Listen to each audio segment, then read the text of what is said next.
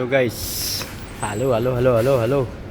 Grabe naman po yung Vision yung Vision Art. Nagbigay ko ng nagpakating ko ng Eclipse para ilagay ko sa likod sa sa sasakyan ko. Tapos ang mali, ang sukat ko walang nalagay cm or mm. Tapos hindi nagtanong sa akin nga cm ba to or mm. So actually ang sukat nga ko, yung mabuo ito nga message nga Eclipse 360 mm. Tapos hindi ko nalagyan ng sign sa mm or centimeter.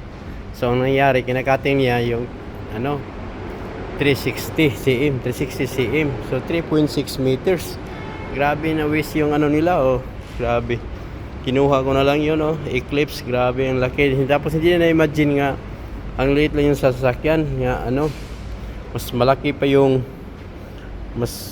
yung isang liter mas yung isang liter mas malaki pa kaysa buo nga liter. 360 mm lang kasi nasanay kasi tayo sa yung mag-design tayo mm lang talaga. So kalimutan ko din naglagay ng cm or mm. So yun nangyari, ito ang na-damage niya. Siya pa yung nagbayad kasi hindi ako nagbayad talaga kasi mali niya yun Tapos bago niya kinakat, hindi siya nagtanong sa akin mm ba or cm. Simple lang, dito siya cutting kasi yung standard nila pala sa company nila ay cm. So automatic na siya nag-cut.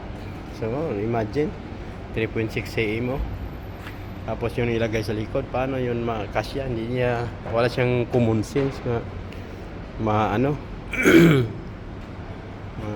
paano to ilagay sa sa sasakyan, yung liit sa sasakyan, tapos ganyan kalaki.